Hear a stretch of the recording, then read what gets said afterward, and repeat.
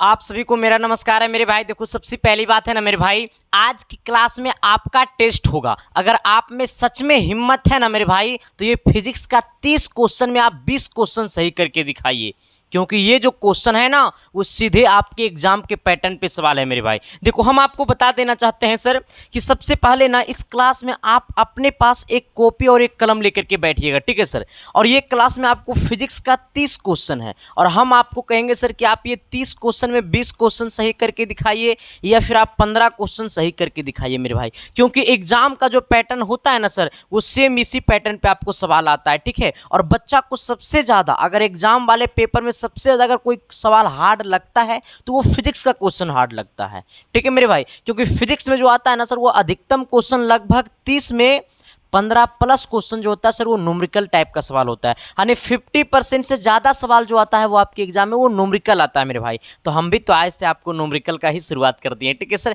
इस क्लास में भी लगभग आपको 15 न्यूमेरिकल है और 15 क्या है, थ्योरिकल क्वेश्चन है। तो बस हम आपको कहेंगे सर कि आप अपने पास एक कॉपी और कलम लेकर के बैठिएगा और आप अपना विचार कॉमेंट बॉक्स में जरूर कीजिएगा सर। और सभी क्वेश्चन का कॉमेंट करते चलिएगा, ताकि आप इस वीडियो को कभी भी क्यों नहीं देख रहे हो, अगर इस वीडियो को अगर आप बाद में भी देख रहे हो ना मेरे भाई, तो आपको कसम है मेरा मेरे भाई, ठीक है सर। पहले इस क्लास को पूरा देख लेना, इसके बाद आप अपना विचार कमेंट बॉक्स में जरूर कर देना सर कि ये 30 क्वेश्चन में मेरा 15 क्वेश्चन सही रहा, 20 क्वेश्चन सही रहा, ये बात आप जरूर बताइएगा सर, ठीक है। चलते हैं सर, आज की क्लास को कर देता हूं आगाज। और शाम को 6 बजे सर हम आपको लिए लेकर के आ रहे हैं महामैराथन फिजिक्स का पूरा, एक ही क्लास में खत्म कर देंगे महामैराथन के साथ, ठीक है सर। चलिए आते हैं सर, एक नंबर सवाल कहता है ना, 2.5 किलोग्राम द्रव्यमान का एक पिंड त्वरण F बराबर कितना है, F बराबर कितना 19.8 मीटर प्रति सेकेंड स्क्वायर से ऊर्ध्वाधर ऊपर से नीचे गिरता है,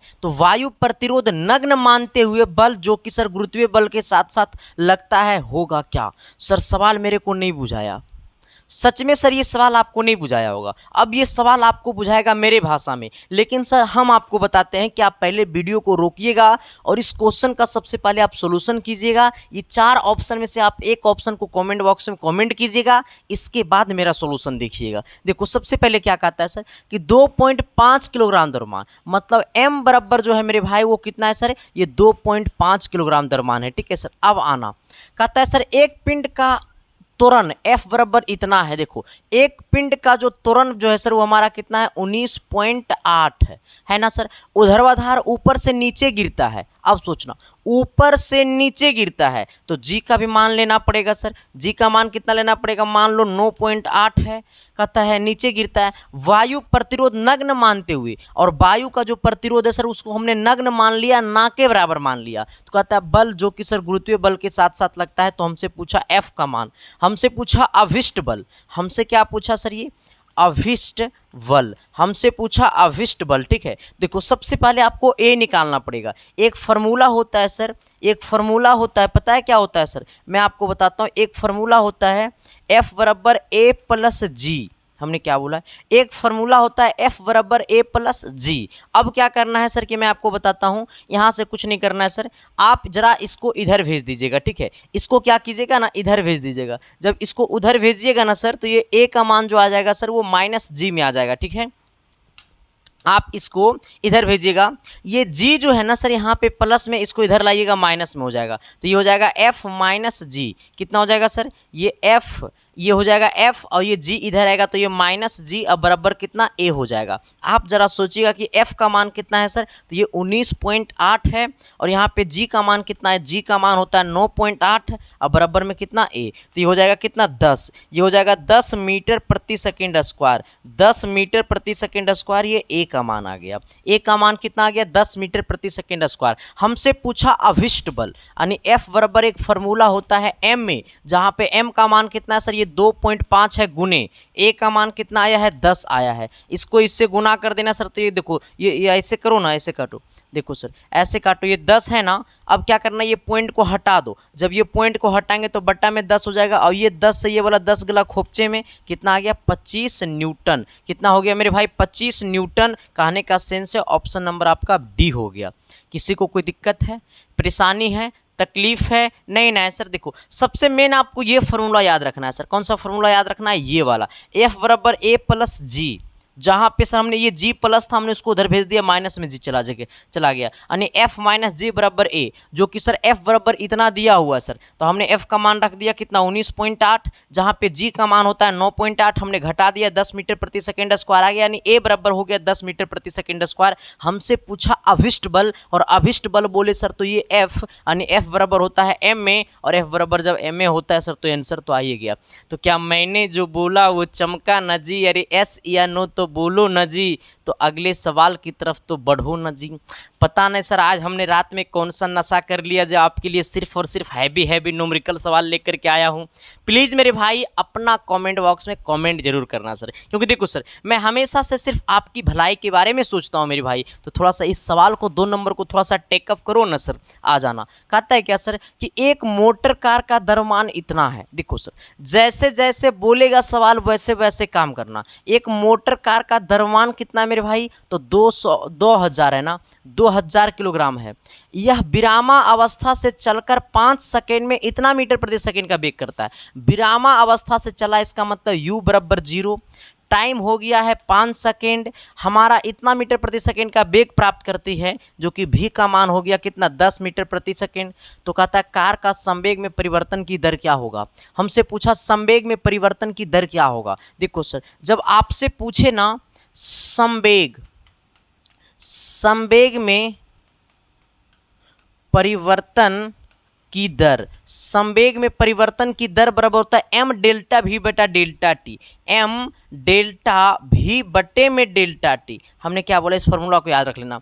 कहता है संवेग में परिवर्तन की दर बराबर होता है m डेल्टा v बटा डेल्टा टी, मतलब m डेल्टा v कहता है वेग में परिवर्तन और डेल्टा टी कहता है समय में परिवर्तन। आ जाना m का मान कितना है सर, तो m का मान आपको 2000 है, कितना है 2000 है, तो इसको 2000 कर दो गुने डेल्टा v का मान कितना है सर, तो डेल्टा v का देखो v का मान 10 है, u का मान 0 है, तो डायरेक्ट यहाँ पे 10 रख दो। समय कितना दिया हुआ मेरे भाई 5 दिया हुआ है, इसको काट दो 5 दूनी 10 बार में कट जाएगा सर, ये 2 गुनी कितना हो जाएगा, तो ये 4000 हो जाएगा। कितना हजार हो जाएगा 4000 हो जाएगा। यानी कहने का सेंस है मेरे भाई कि 4000 संवेग में परिवर्तन की दर, न्यूटन कहाँ से आ गया रे आ जाना कितना हो गया सर, ये 4000 हो गया, कितना हजार हो गया 4000 हो गया सर, ठीक है। आ जाना जो कि सर ऑप्शन नंबर आपको कहाँ बी में देखने को मिलेगा, ठीक है। चलो आते हैं सवाल नंबर कितना अगला की तरफ। ये सवाल नंबर 3 देखना सर, 3 नंबर क्वेश्चन क्या कहता है, कहता है भिन्न भिन्न द्रव्यमान की 2 गेंदों की गतिज ऊर्जाएं बराबर है, ऐसे में सही कथन कौन सी है। भिन्न भिन्न द्रव्यमान की 2 गेंदों की गतिज ऊर्जाएं अलग है, मतलब गतिज ऊर्जाएं बराबर है। भिन्न भिन्न द्रव्यमान की मतलब 2 अलग अलग द्रव्यमान का गेंद है जिनकी गतिज ऊर्जा बराबर है। 2 अलग अलग द्रव्यमान का गेंद है, मान लो कि एक गेंद का द्रव्यमान 10 ग्राम है, एक गेंद का द्रव्यमान 20 ग्राम है, और दोनों की गतिज ऊर्जा जो है सर वो बराबर है। तो ये 4 ऑप्शन में से कौन सा ऑप्शन का कथन सही है। कहता है दोनों गेंद का संवेग समान होगा, नहीं मेरे भाई, जब द्रव्यमान समान नहीं है तो संवेग समान नहीं होगा, इस बात को आप निश्चित रूप से तय कर लेना। बोलता है दोनों गेंदों का द्रव्यमान अलग अलग है, भिन्न भिन्न है। कहता है गेंद का द्रव्यमान भिन्न भिन्न है, इसका मतलब संवेग जो होगा वो भिन्न भिन्न होगा, समान नहीं होगा। आ जाना कहता है भारी गेंद का अधिक संवेग होगा, सही बात है। जो गेंद जितना भारी रहेगा उसका संवेग उतना अधिक होगा, क्योंकि संवेग इज डायरेक्टली प्रोपोर्शनल टू द्रव्यमान, ठीक है सर। आ जाना तो जो गेंद जितना भारी रहेगा उसका संवेग उतना ही ज्यादा होगा, जो कि ऑप्शन नंबर आपको बी क्या है सही है। हल्की गेंद की संवेग अधिक होगा, गलत बात। हल्के गेंद का संवेग कम होगा, कहता उपयुक्त इनमें से कोई नहीं, गलत बात। हमारा ऑप्शन नंबर क्या है बी सही है सर, ठीक है। चलो आते हैं सवाल नंबर कितना सर, ये 4 नंबर क्वेश्चन की तरफ आते हैं। देखते हैं सर 4 नंबर क्वेश्चन किनका किनका सही होता है सर, ठीक है। आ जाना कहता है यदि किसी पिंड का संवेग दुगना हो जाए तो इसकी गतिज ऊर्जा बढ़ेगी। देखो सर इस बात को समझ लेना, जब बोल दे संवेग दुगना, संवेग दुगना, संवेग दोगुना, संवेग दोगुना, जब बोल दे संवेग दोगुना तो सर तुरंते गतिज ऊर्जा में जो परिवर्तन होगा सर, गतिज ऊर्जा में जो परिवर्तन होगा सर वो आपको 300% का होगा, ठीक है। ये डायरेक्ट नोट कर लेना सर, इसको सोल्यूशन करने की कोशिश मत करना। जैसे बोलेगा सर संवेग दुगना तो गतिज ऊर्जा 300% बढ़ेगी। गतिज ऊर्जा कितना परसेंट बढ़ेगी, 300% बढ़ेगी। इसको डायरेक्ट याद कर लेना, ठीक है। हमने क्या बोला, संवेग दुगना तो गतिज ऊर्जा 300% बढ़ेगी सर। संवेग दुगना गतिज ऊर्जा 300% बढ़ेगी, ठीक है सर। आ जाना सवाल नंबर कितना, 5 नंबर की तरफ आना। ये 5 नंबर सवाल ना तो मेरे नाम ना तो आपके नाम, ये सवाल आपके एग्जाम का नाम, ठीक है सर। जरा गौर करना 5 नंबर की तरफ। कहता है ना सर क्या कि वह लगभग गति जिस पर एक पोल वोल्ट के खिलाड़ी को दौड़ना चाहिए ताकि वह 6 मीटर की ऊंचाई तक कूद लगा सके। देखो सर सवाल थोड़ा सा कुछ लग रहा है शुद्ध लिख दिया है, गौर करना। कहता है क्या सर, जरा गौर करना सवाल के ऊपर, ठीक है सर। आ जाना कहता है क्या कि वह लगभग गति जिस पर एक पोल वोल्ट की खिलाड़ी को दौड़ना चाहिए ताकि वह 6 मीटर की ऊंचाई तक कूद लगा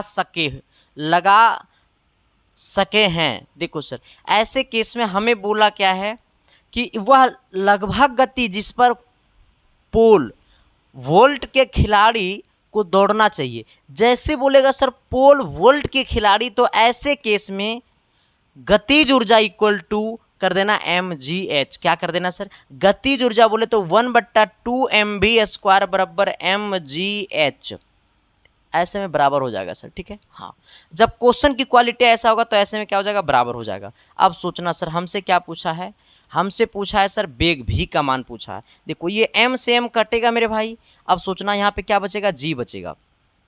यहाँ 1/2 इसको इधर भेज दो तो v² बराबर क्या हो जाएगा 2, क्योंकि ये बट्टा में नहीं आएगा गुना में। g का मान कितना है 9.8 गुने h का मान कितना है 6 मीटर है। अब आना ये v² बराबर इसको गुना कर देना सर, जब गुना करोगे तो 117 आएगा, कितना आएगा 17 आएगा, ठीक है।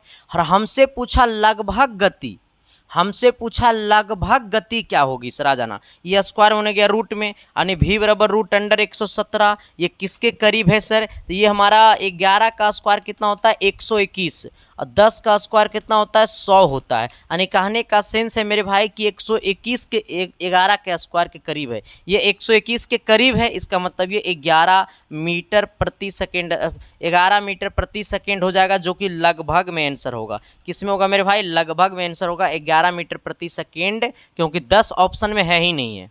अगर 10 ऑप्शन में रहता तो हम लोग 10 मारते, लेकिन आपके ऑप्शन में 10 ना है, इसके लिए हम लोग क्या मारेंगे 11 मारेंगे। क्यों, क्योंकि आपका क्वेश्चन बोला है कि हमको लगभग में क्या बताइए, आंसर बताइए मेरे भाई, ठीक है सर। आना जरी अगले सवाल की तरफ कि बचपन का प्यार मेरा भूल नहीं जाना रे, और जैसा मेरा प्यार है जान तुझे किया हूँ। आना सर कहता है ना कि गर्म करने पर ठोसों में प्रसार होता है, क्योंकि गर्म करने पे ठोसों में प्रसार होता है, क्योंकि जब हम गर्म करते हैं सर तो ठोस में प्रसार होता है, क्योंकि परमाणुओं की गतिज ऊर्जा बढ़ती है, गलत बात।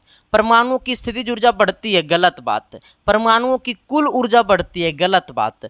स्थिति ऊर्जा वक्र पड़ोसी परमाणुओं के बीच संतुलित दूरी के सम्मिलित हैं, सही बात। हाँ पता है क्या बोला है सर कि गर्म करने पर ठोसों में प्रसार होता है, गर्म करने पे ठोस में प्रसार होता है। इसका क्या कारण है, तो गर्म करने पे ठोस में प्रसार क्यों होता है, क्योंकि सर स्थितिज ऊर्जा वक्र पड़ोसी परमाणुओं के बीच की संतुलित दूरी के सम्मिलित है। सर क्या है, संतुलित दूरी के क्या है, सम्मिलित है। तो आप जरा बताना सर कि कितने लोगों का ऑप्शन नंबर 6 जो था वो सही था। सवाल नंबर 7 की तरफ आना। ये 7 नंबर क्वेश्चन क्या कहता है, जरा गौर कीजिएगा मेरे भाई। कहता है ना सर कि कांच पारदर्शी है परंतु कांच पर चूरा अपारदर्शी है, क्योंकि कांच पारदर्शी है लेकिन कांच पर चूरा जो होता है सर वो अपारदर्शी होता है, क्योंकि कांच पारदर्शी है लेकिन कांच पे जो चूर्ण होता है ना मेरे भाई वो अपारदर्शी होता है, क्योंकि उस पर अपवर्तित होता है। कहता है चूरे पर पड़ने वाले प्रकाश का परिकिरणन होता है, ठीक है। चूरे पर जब प्रकाश पड़ता है ना मेरे भाई तो उसका परिकिरणन होता है, ठीक है। हमसे पूछा था कि कांच पारदर्शी है परंतु कांच पर चूरा अपारदर्शी है। यही सब सवाल एग्जाम में आता है, तो लोगों को लगता है सर कि ऐसा ऐसा सवाल हमने ज़िंदगी में पहली बार सुना है। नहीं मेरे भाई, ये सब सवाल आपके एग्जाम आपके सब्जेक्ट का है सर, आपके सिलेबस में है मेरे भाई, तो सर आपको फिर डरने की क्या बात है। जब संदीप कुमार जिंदा है तो फिर सिलेक्शन की क्या टेंशन है मेरे भाई, आ जाना सर। हमने क्या बोला है, कहता है कांच पारदर्शी है परंतु कांच पर चूरा अपारदर्शी है। क्योंकि चूरे पर पड़ने वाले प्रकाश का परिकिरण हो जाता है, ठीक है। जब चूरे पर पड़ते हैं तो प्रकाश का क्या हो जाता है, परिकिरण हो जाता है, जो कि ऑप्शन नंबर आपको ए में सही होगा। आ जाना सवाल नंबर कितना सर, ये 8 की तरफ। कहता है दो समांतर दर्पण को समांतर रखा जाए तो उनमें से बनने वाली प्रतिबिंबों की संख्या। देखो सर, दो समांतर दर्पण को समांतर रखा जाए, मान लो पहला दर्पण को ऐसे रखें तो दूसरे दर्पण इसके समांतर रखेंगे। कहता है दो समांतर दर्पण को समांतर रखा जाए, यानी मान लो पहला दर्पण हमने ऐसे रखा तो दूसरा दर्पण को भी ऐसे रखना पड़ेगा, और दोनों दर्पण एक दूसरे के समांतर है। और जब दोनों दर्पण एक दूसरे के समांतर, ऐसे केस में थीटा का मान क्या हो जाएगा, 0 डिग्री। जब दर्पण समांतर हो तो थीटा का मान हो जाएगा 0 डिग्री। हमसे पूछा प्रतिबिंबों की संख्या, तो प्रतिबिंबों की संख्या का फॉर्मूला कितने लोग जानता है, जरा कमेंट बॉक्स में कमेंट कर देना। प्रतिबिंबों की संख्या बराबर क्या होता है मेरे भाई, 360 डिग्री बट्टे में थीटा -1। ये 360 डिग्री और बट्टे में थीटा का मान 0 और -1। अब सोचना सर, 0 को कितना बार पढ़ेंगे कि 360 आ जाएगा। पहले तो ऐसे सोचना, संख्या बट्टा 0 बराबर इन्फिनाइट होता है, ठीक है सर, आ जाना। और 0 बट्टा संख्या बराबर हमारा 0 होता है, ठीक है। हमने क्या बोला है सर, हमने बोला है कि 0 बट्टा संख्या बराबर 0 होता है और संख्या बट्टा 0 बराबर इन्फिनाइट होता है। अब सोचना, ये ऊपर संख्या है नीचे 0 है तो इसका वैल्यू इन्फिनाइट हो गया। इन्फिनाइट में से एक घटाएंगे तो क्या इन्फिनाइट नहीं रहेगा, रहेगा इन्फिनाइट। इन्फिनाइट मतलब बहुत ज़्यादा, और बहुत ज़्यादा में से एक घटा देंगे तो कोई प्रभाव पड़ेगा रे, नहीं प्रभाव पड़ेगा। मतलब इन्फिनाइट में से एक को घटाएंगे तो भी इन्फिनाइट रहेगा, यानी इन्फिनाइट कहने का सेंस है मेरे भाई अनंत। क्या हो जाएगा सर, अनंत, जो कि ऑप्शन नंबर आपको डी में है। हमने क्या बोला सर कि यदि दो समांतर दर्पण को समांतर रखा जाए, यदि दो समांतर दर्पण को समांतर रखा जाए तो उनसे बनने वाली प्रतिबिंबों की संख्या क्या होगी, तो उनसे जो बनने वाली प्रतिबिंबों की संख्या होगी वो हमारा क्या होगा, अनंत होगा। जैसे समांतर की चर्चा करेगा अनंत मार देना मेरे भाई, ठीक है। चलो आते हैं सवाल नंबर 9। जरा 9 नंबर सवाल की तरफ कोशिश करना, कैसा रहा, कैसा है मेरे भाई, एक बार जरूर प्लीज़ मेरे भाई सवाल नंबर 9 को जरूर कमेंट करना सर। आ जाना, देखो सर आज एकदम नहीं बातें करेंगे सर, आज एकदम आपके सिलेबस के ऊपर बातें करेंगे सर, क्योंकि नो कमेंट मेरे भाई, मुझे आपको सिलेक्शन दिलाना है। कहता है सर क्या, किसी अवतल दर्पण की वक्रता त्रिज्या 20 सेंटीमीटर है। पहले तो तुम ये समझ लो कि अवतल दर्पण है, इसका मतलब उसमें वक्रता त्रिज्या जो होगा वो माइनस होगा, यानी कहने का सेंस है कि अवतल दर्पण की वक्रता त्रिज्या -20 सेंटीमीटर है। इसका मतलब इसका फोकस जो होगा इसके आधा होगा। वक्रता त्रिज्या का आधा फोकस होता है, मतलब ये हो जाएगा -10 सेंटीमीटर। फोकस हो गया -10 सेंटीमीटर। कहता है किसी वस्तु का 2 गुना आकार का वास्तविक प्रतिबिंब बनाने के लिए, किसी वस्तु का 2 गुना आकार का वास्तविक प्रतिबिंब, यानी कहने का सेंस है कि m बराबर क्या होता है सर, -v/u होता है, बराबर में कितना सर, ये 2 गुना वास्तविक प्रतिबिंब, यानी 2 कर दो इसको, कितना गुना वास्तविक प्रतिबिंब, 2 गुना वास्तविक प्रतिबिंब, ये ना होगा रे, 2 गुना वास्तविक प्रतिबिंब, लेकिन सर इसको माइनस कर देना, ठीक है। अब यहाँ पे जरा सोचना, 2 गुना वास्तविक प्रतिबिंब यानी -v/u बराबर -2 हो जाएगा, इसको हटा देना आप, ठीक है, आ जाना, क्योंकि दोनों को बराबर कर देना, ये माइनस से माइनस कटेगा, ये v बराबर हो जाएगा कितना, 2u, यानी 2 गुना वास्तविक प्रतिबिंब बन गया। कहता है किसी वस्तु का 2 गुना आकार का वास्तविक प्रतिबिंब बनाने के लिए, अब देखो सर यानी भी का जो मान है वो वस्तु के 2 गुना है, ठीक है सर, यानी वस्तु के 2 गुना का कौन है, भी है, वस्तु के 2 गुना का कौन है, भी है, जैसा सवाल बोला है। तो हमसे क्या पूछा है सर, तो वस्तु की दर्पण से दूरी क्या होगी, हमसे पूछा वस्तु की दर्पण से दूरी क्या होगी, मतलब u बराबर वाट, हमसे u का मान पूछा है। इसके लिए दर्पण सूत्र लगाना होगा, दर्पण सूत्र होता है 1/f बराबर 1/v प्लस 1/u। आ जाना सर, 1/f बोले तो 1 कितना -10 बराबर 1/v बोले तो कितना 2u, v बराबर कितना 2u, अब प्लस में कितना 1/u। अब क्या करना है सर मैं आपको बताता हूँ, -1/10 बराबर क्या करना है, यहाँ पे 2u को कर लो एलसीएम। जैसे 2u को करेंगे एलसीएम, जब 2 u को करेंगे एलसीएम तो 1 प्लस कितना 2 हो जाएगा। यानी कहने का सेंस है मेरे भाई कि -1/10 बराबर हो जाएगा 3 बट्टा कितना 2 u हो जाएगा। 3 बट्टा कितना हो जाएगा 2 u हो जाएगा। अब क्या करना है सर, मैं आपको बताता हूँ। देखो सर, ऐसे करना है, क्रॉस मल्टीप्लीकेशन कर दो, उल्टा पुल्टी गुना कर दो, मतलब इसको गुना इस एक के साथ कर दो और इसको गुना इसके साथ कर दो। ठीक है सर, आ जाना। तो इसको गुना इसके साथ करेंगे तो कितना हो जाएगा सर, ये 2 u हो जाएगा। और इसको गुना इसके साथ करेंगे तो कितना हो जाएगा 10 या 30 हो जाएगा माइनस में। ये 2 से काटेंगे 30 को तो सर ये 15 बार में कटेगा, जो कि u का मान कितना आ गया -15 सेंटीमीटर आ गया। यानी वस्तु की जो दूरी आ गया है वो -15 सेंटीमीटर आ गया है। यानी कहने का सेंस है कि वस्तु दूरी कितना हो गया, ये -15 सेंटीमीटर हो गया, जो कि ऑप्शन नंबर आपको ए में है। किसी को दिक्कत, परेशानी, तकलीफ? ना रे बाबा ना। समझ में आया कि नहीं आया सर? अगर समझ में, सच में अगर आपको ये चीज़ समझ में आया तो एक बार प्लीज़ मेरे भाई कमेंट करके बता देना सर। और आप पहले ये बताना सर कि ये क्लास आपको कैसा लग रहा है मेरे भाई। अगर क्लास सच में अगर आपको अच्छा लग रहा है सर तो प्लीज़ कमेंट करके बता देना, और सच में अगर ये क्लास आपको अच्छा नहीं लग रहा है सर तो भी कमेंट कर देना। क्योंकि सर देखो, मेरे पास दोनों बच्चे के लिए सर यहाँ पे सुविधा है, क्योंकि आप अच्छे, अगर आपको जैसा लग रहा है क्लास, अगर आप वैसा कमेंट कीजिएगा तो अगर हम में कोई कमी रहेगा सर तो उसको मैं इम्प्रूवमेंट करूंगा और आपको सिलेक्शन में 4 चांद लगाऊंगा सर। क्योंकि इंसान किसी से भी सीख सकता है सर, इंसान कचड़े चुनने वाले से भी सीखता है, लेकिन सिर्फ आप में ये आदत होनी चाहिए सर कि हम इससे सिर्फ अच्छी बातों सीखना है, बुरी बातों नहीं सीखना है मेरे भाई। अच्छा, एक बात और बता देना चाहता हूं सर कि सच में सिलेक्शन पाना है, कि सच में अगर सिलेक्शन पाना है मेरे भाई तो सर आपको अपने आप को बदलना होगा। ठीक है सर, इसके लिए सर हम आपको जो है वो आपको टोटल 1200 सिलेक्टेड गेस क्वेश्चन करवा रहे हैं सर। ठीक है, जहां पे सर हमने 12 रातें से ज़्यादा जगह है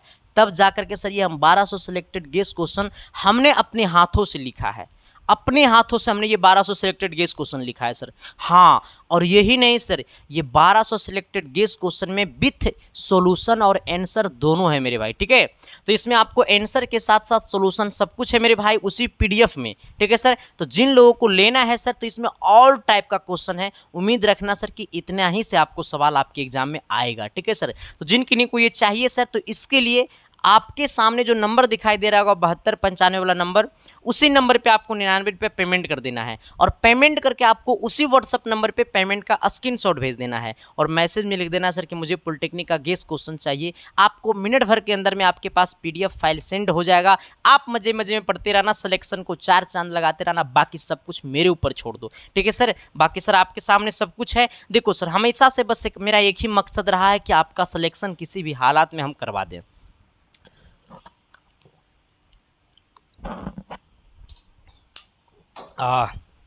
चलिए आते हैं सर सवाल नंबर कितना अगले की तरफ। अगला सवाल नंबर कितना होगा 10 होगा। ये 10 नंबर क्वेश्चन क्या कहता है, जरा गौर कीजिएगा, शिद्दत से, प्यार से, मोहब्बत से। देखो सर, ये सवाल देखोगे ना सर तो आपको एक बड़ा अच्छा सा चीज़ फील होगा। ठीक है सर, आपको एक बड़ा बेहतरीन चीज़ फील होगा, जो आपको लगेगा ना कि ये सवाल हम शायद पढ़े हुए हैं। कहता है सर क्या कि विचलन कोण का मान निर्भर करता है किस पे। आपसे पूछा है कि विचलन कोण का जो मान है वो किस पे निर्भर करता है सर, प्रिज्म के कोण पर। गलत बात, विचलन कोण का जो मान है सर वो प्रिज्म के कोण पर करता है, सही बात है। विचलन कोण का मान प्रिज्म के कोण पे करता है और प्रिज्म के पदार्थ के अपवर्तनांक पे भी करता है सर। ठीक है, हाँ, विचलन कोण का मान प्रिज्म के कोण पर भी करता है और प्रिज्म के पदार्थ के अपवर्तनांक पे भी करता है। यानी कहने का सेंस है ए और बी दोनों सही है, यानी ए और बी दोनों सही है, मतलब ऑप्शन नंबर आपको डी हो जाएगा, प्रिज्म के कोण पर और प्रिज्म के पदार्थ के अपवर्तनांक पर। ठीक है सर, यानी ए और बी दोनों सही है। अगला सवाल की तरफ आइएगा सर, सवाल नंबर कितना होगा 11 होगा। 11 नंबर क्वेश्चन क्या कहता है कि प्रकाश की एक किरण निर्वात से किसी दूसरे माध्यम में गुजर रही है। निर्वात में तरंगदैर्घ्य इतना एंगस्ट्रॉन है, 6000 एंगस्ट्रॉन है, तथा माध्यम में तरंगदैर्घ्य जो है सर वो 4000 एंगस्ट्रॉन है। तो इस माध्यम का अपवर्तनांक क्या होगा जब प्रकाश में निर्वात की चाल 3 × 10⁸ मीटर प्रति सेकेंड है। 3 × 10⁸ मीटर प्रति सेकेंड है। सवाल समझा कि नहीं समझा? नहीं समझा होगा। हम सवाल को आपको बड़ा अच्छा तरीका से समझाते हैं सर। कहते हैं प्रकाश की एक किरण निर्वात से किसी दूसरे माध्यम में गुजरती है, तो निर्वात में तरंगदैर्घ्य इतना है सर। अब सोचना, निर्वात में जो तरंगदैर्घ्य है मेरे भाई वो कितना है सर 6000 एंगस्ट्रॉन है। और माध्यम में तरंग दैर्घ्य 4000 एंगस्ट्रॉन है, तो इस माध्यम का अपवर्तनांक क्या होगा सर? हमसे क्या पूछा? अपवर्तनांक। अपवर्तनांक बोले सर तो n, क्या बोले मेरे भाई? n, क्या बोले मेरे भाई? n, ठीक है। n बराबर कर देना c बट्टा भी, n बराबर क्या करना? c बट्टा भी, n बराबर क्या करना मेरे भाई? c बट्टा भी, n बराबर क्या करना? c बट्टा भी। जहां पे सर तरंग दैर्घ्य, निर्वात में तरंग दैर्घ्य कितना है? 6000 कर देना, बट्टे में सर माध्यम में प्रकाश की चाल कितना है? 4000 है मेरे भाई। इसको काट देना सर, ऐसे काटना, ये हो जाएगा 6/4। इसको काटना सर तो एक बार में 1 पॉइंट और कितना 5 आ जाएगा। यानी कहने का सेंस है सर कि 1.5 बोले तो ऑप्शन नंबर आपका डी हो जाएगा। देखत में लम्भर लगे काम है तो बड़ा छोट। जो चीज देखने में लंबा लगता है ना मेरे भाई, उसका काम बड़ा छोट होता है सर, ठीक है। हाँ, टेंशन नहीं लेने को है सर, टेंशन लेने से समस्या बढ़ती है और टेंशन देने से सर समस्या सुलभ होती है। हाँ, अगर सक्सेस होना है जिंदगी में सर तो टेंशन लेना नहीं सीखो, टेंशन देना सीखो मेरे भाई। क्यों? देखो सर, आपको टेंशन लेने से कोई चीज़ आपका अच्छा नहीं हो जाएगा जिंदगी में, ये बात आपको भी पता है, ये बात मुझे भी पता है मेरे भाई। अगर टेंशन ही लेने का चाहिए होता सर तो मैं 10 रातें सोता नहीं और अंबानी बन जाता। नहीं होता मेरे भाई, टेंशन लेने से कुछ नहीं होता जिंदगी में। उस जिसकी वजह से आपको टेंशन होता है उसका सोल्यूशन खोजो, उसकी उस समस्या का हल खोजो, तभी आपका जिंदगी बेहतर हो पाएगा सर, वरना जिंदगी नहीं बेहतर हो पाएगा मेरे भाई। कहता है ना सर कि वो अच्छा, दुनिया का सबसे अच्छा इंसान वो होता है जो अपने कमी पे खुद से वार करता है। तो अपने कमी पे खुद से वार करना, दुश्मन को वार करने से पहले खुद से अपनी कमी को खत्म कर लेना, ठीक है सर। चलो आते हैं सवाल नंबर कितना? 12 की तरफ। 12 नंबर क्वेश्चन क्या कहता है, जरा गौर कीजिएगा। शिद्दत से, प्यार से, मोहब्बत से, ठीक है सर, आ जाइएगा। 12 नंबर सवाल कहता है ना कि एक इलेक्ट्रॉन एवं एक प्रोटॉन, एक इलेक्ट्रॉन व एक प्रोटॉन के बीच क्या होता है? एक इलेक्ट्रॉन एवं एक प्रोटॉन के बीच क्या होता है सर? स्थिर विद्युत बल गुरुत्वाकर्षण बल की अपेक्षा अधिक प्रबल होता है। स्थिर विद्युत बल गुरुत्वाकर्षण बल की अपेक्षा अधिक प्रबल होता है। गलत बात। कहता एक इलेक्ट्रॉन एवं एक प्रोटॉन क्या होता है सर? तो स्थिर विद्युत बल गुरुत्वाकर्षण बल की अपेक्षा अधिक प्रबल होता है। स्थिर विद्युत बल गुरुत्वाकर्षण बल की अपेक्षा अधिक प्रबल होता है, सही बात है सर, आ जाना। गुरुत्वाकर्षण बल स्थिर बल की अपेक्षा अधिक प्रबल होता है, गलत बात, आ जाना। दोनों प्रबल समान होते हैं, गलत बात। उपयुक्त इनमें से कोई नहीं, ऑप्शन नंबर आपका ए सही होगा। कहता है एक इलेक्ट्रॉन और एक प्रोटॉन के बीच स्थिर विद्युत बल गुरुत्वाकर्षण बल की अपेक्षा क्या होता है सर? अधिक प्रबल होता है। स्थिर विद्युत बल गुरुत्वाकर्षण बल की अपेक्षा अधिक प्रबल होता है, जो कि ऑप्शन नंबर आपका क्या है? ए में सही होगा, ठीक है। आइएगा सवाल नंबर 13। ये 13 नंबर सवाल में थोड़ा थोड़ा होगा फेरा, लेकिन जब संदीप कुमार जिंदा है तो फेरा का क्या टेंशन है? नहीं होगा टेंशन, आ जाना सर। कहता है क्या सर कि एक चालक के सिरों का विभवांतर 1.5 वोल्ट है। एक चालक के सिरों का जो विभवांतर है वो हमारा है 1.5 वोल्ट। अच्छा कितना है सर? 1.5 वोल्ट विभवांतर है सर, आ जाना। यानी भी का मान कितना है? 1.5 वोल्ट। उनमें से धारा प्रवाहित होने से 20 सेकेंड में 15 जूल ऊर्जा प्राप्त होता है। यानी कहने का सेंस है कि ऊर्जा बराबर कितना हो गया सर? ये 15 जूल हो गया। तो कहता है चालक में प्रवाहित धारा, सबसे 20 सेकेंड में धारा निकालना है। तो भी बराबर, धारा बराबर क्या होता है सर? आई बराबर होता है इतना भी बट्टा आर। आई बराबर क्या होता है? भी बट्टा आर। तो सबसे सॉरी, आई बराबर भी बट्टा या फिर आवेश बट्टा समय भी कर देना, ये भी होता है सर। यानी आई बराबर कर देना कितना? क्यू बट्टा टी।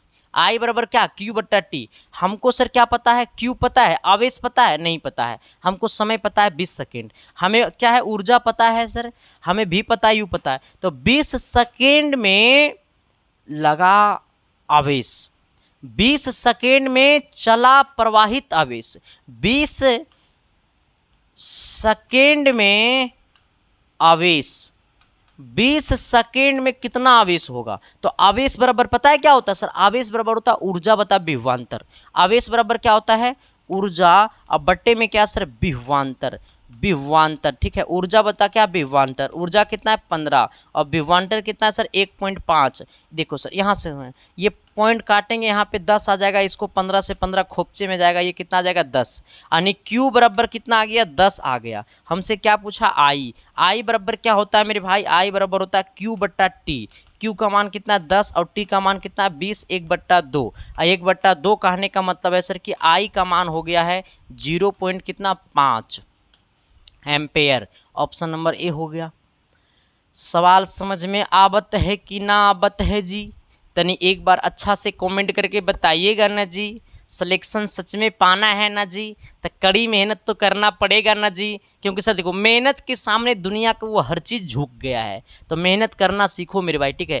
कहता है एक चालक के सिरों का विभवांतर 1.5 वोल्ट है तथा उसमें धारा प्रवाहित होने से 20 सेकेंड में 15 जूल ऊर्जा प्राप्त होती है, तो चालक में प्रवाहित धारा होगी क्या? तो चालक में प्रवाहित धारा पूछा तो I बराबर Q/T होता है।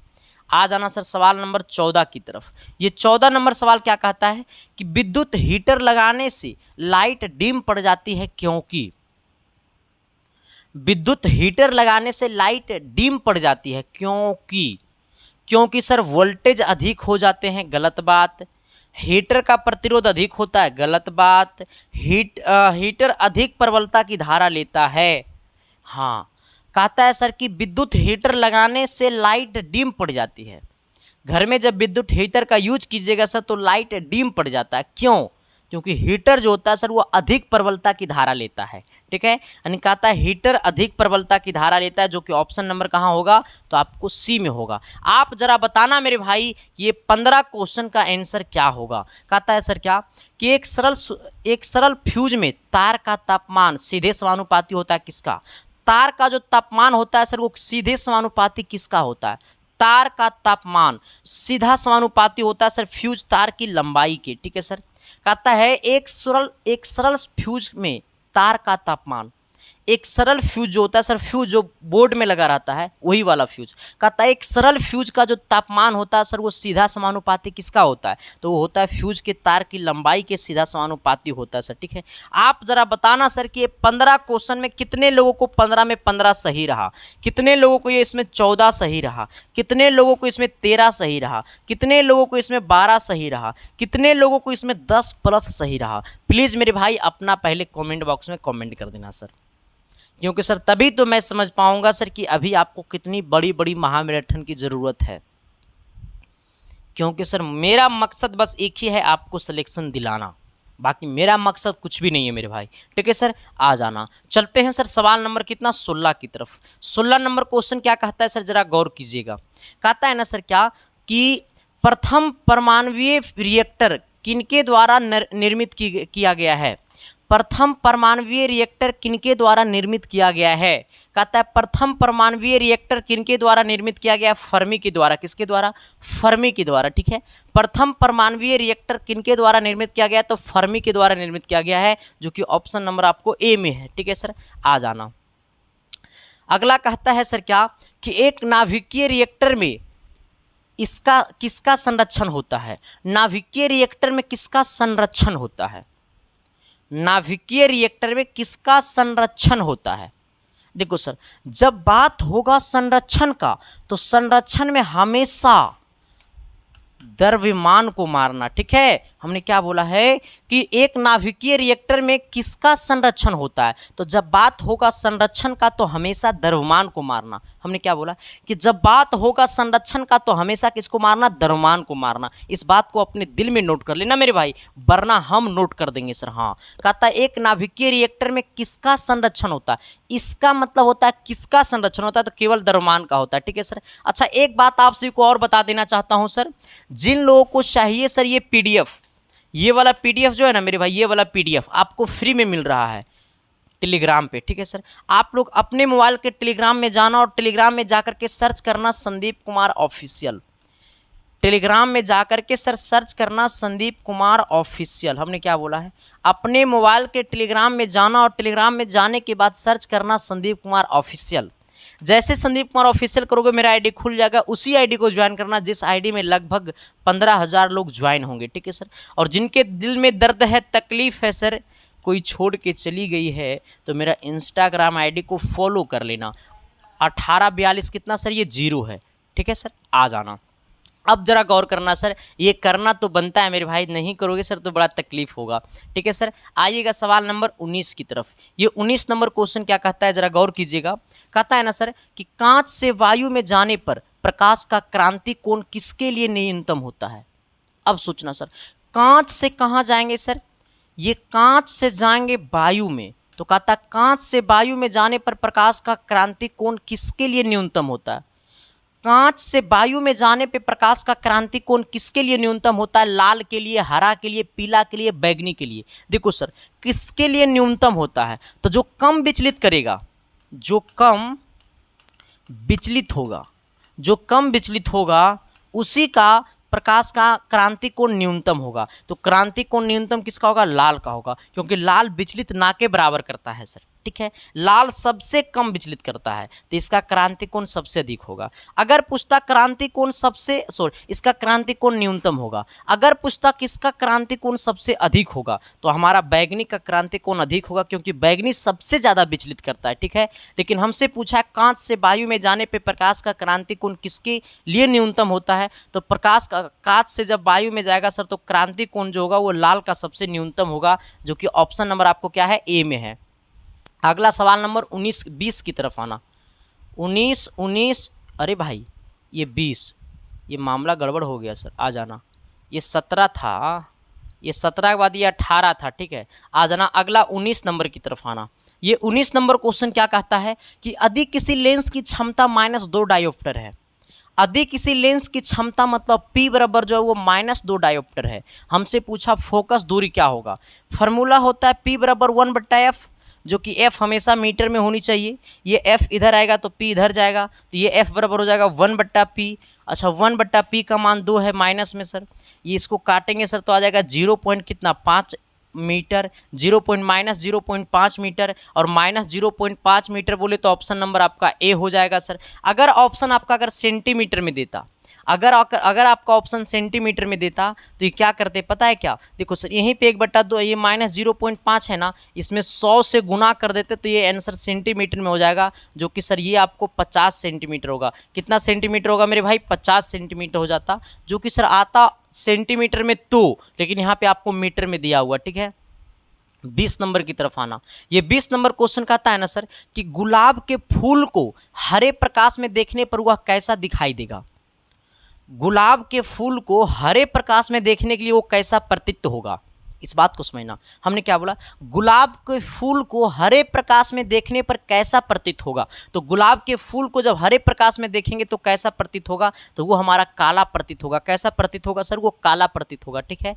गुलाब के फूल को हरे प्रकाश में देखने के लिए कैसा प्रतीत होगा? तो वो काला प्रतीत होगा, ठीक है। चलिए आते हैं सवाल नंबर कितना सर? ये आपको 22 नंबर सवाल हो गया सर। 21 नंबर सवाल की तरफ आना, ठीक है। आइएगा 21 नंबर सवाल कहता है ना कि आधुनिक सिद्धांत के अनुसार खगोलीय पिंडों के बीच की दूरी, आधुनिक सिद्धांत के अनुसार खगोलीय पिंडों के बीच की दूरी, जब बोलेगा खगोलीय पिंडों के बीच की दूरी तो स्थिर है, गलत बात, बढ़ रही है, सही बात। कहता आधुनिक सिद्धांत के अनुसार, किस सिद्धांत के अनुसार? आधुनिक सिद्धांत के अनुसार खगोलीय पिंडों के बीच की दूरी बढ़ रही है। आधुनिक सिद्धांत के अनुसार खगोलीय पिंडों के बीच की दूरी क्या हो रही है? बढ़ रही है, जो कि ऑप्शन नंबर आपको बी में होगा। अगला आना सवाल नंबर कितना? 22 की तरफ। 22 नंबर कहता है कि यदि एक सरल सूक्ष्मदर्शी का आवर्धन क्षमता कितना है? 2 हो तो उपयोगी लेंस की क्षमता क्या होगा?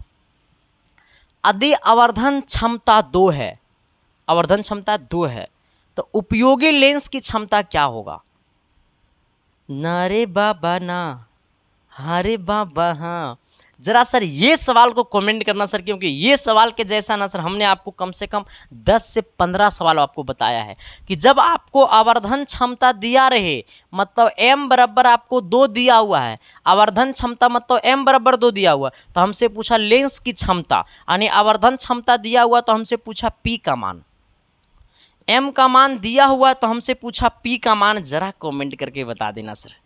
और आंसर भी मैं आपको बता दूं सर, आंसर नहीं इसका 21 नंबर का, इसको 21 नंबर ये सवाल है, ठीक है। 21 नंबर का जो आंसर है मेरे भाई वो आपको कमेंट बॉक्स में हमने पिंक कर दिया, कमेंट बॉक्स में हमने डाल दिया सर, वहां से जाकर के इसका आंसर देख लेना, ठीक है। चलो आते हैं सवाल नंबर अगले की तरफ। अगला क्वेश्चन क्या कहता है, जरा गौर कीजिएगा, सवाल नंबर 23 की तरफ कहता है यदि 2 धात्विक टुकड़ों पर द्रव का उछाल समान हो तो, यदि 2 धात्विक टुकड़ों पर यदि दो धात्विक टुकड़ों पर द्रव की उछाल समान हो तो, यदि दो धात्विक टुकड़ों पर यदि दो धात्विक टुकड़ों पर द्रव का उछाल समान हो, द्रव का उछाल समान हो तो ऐसे केस में सर, जब द्रव का उछाल समान होगा तो ऐसे केस में हमारा उनके घनत्व समान होंगे, गलत बात। उनके द्रव में डूबे हुए आयतन समान होंगे। द्रव में जब उछालेगा ना सर, तो द्रव में जो डूबा रहेगा ना उसका आयतन समान रहेगा। किसका आयतन समान रहेगा? तो जिसका द्रव में जो डूबा रहेगा सर, ठीक है। यानी ऑप्शन नंबर हमारा क्या हो जाएगा? तो बी हो जाएगा। सवाल नंबर 24 की तरफ आना। ये 24 नंबर कहता है ना कि चुंबक द्वारा धारावाही चालक पर लगाए गए बल की दिशा ज्ञात होती है किससे?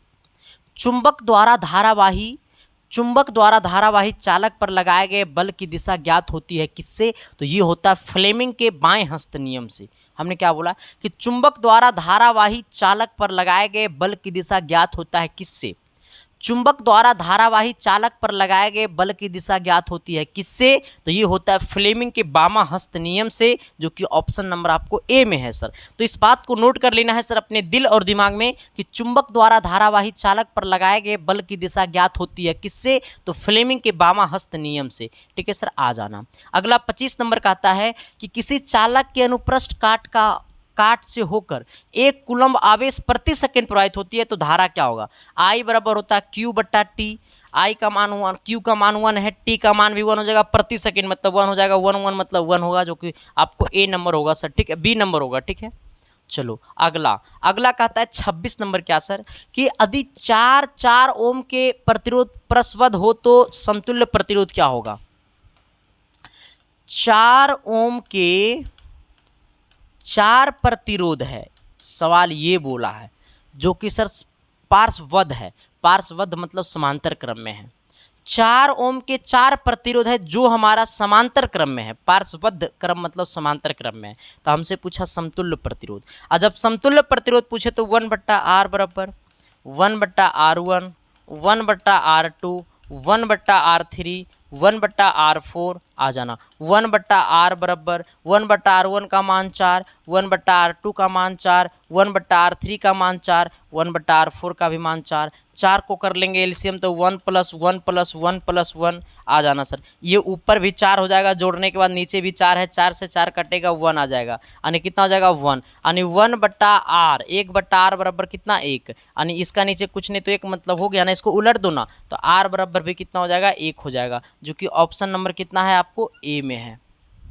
ठीक है, ये हमें बोला है कि यदि 4 ओम के 4 प्रतिरोध हो, 4 ओम के 4 प्रतिरोध हो, तो हमसे पूछा पार्श्वबद्ध क्रम में है। और जब बोलेगा पार्श्वबद्ध क्रम में है, इसका मतलब है कि वो समांतर क्रम में है। ठीक है सर, तो इसका समतुल्य प्रतिरोध निकाल देना। चलो आते हैं सवाल नंबर 27 की तरफ। 27 नंबर क्वेश्चन क्या कहता है, जरा गौर करना सर। कहता है निम्नलिखित में कौन समूह अर्धचालक पदार्थ है? निम्नलिखित में से कौन सा समूह है जो अर्धचालक पदार्थ है?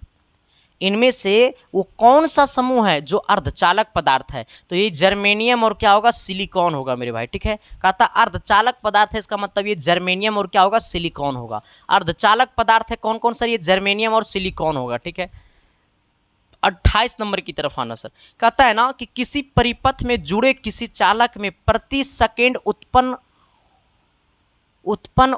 ऊर्जा होती है। उत्पन्न ऊर्जा होती है।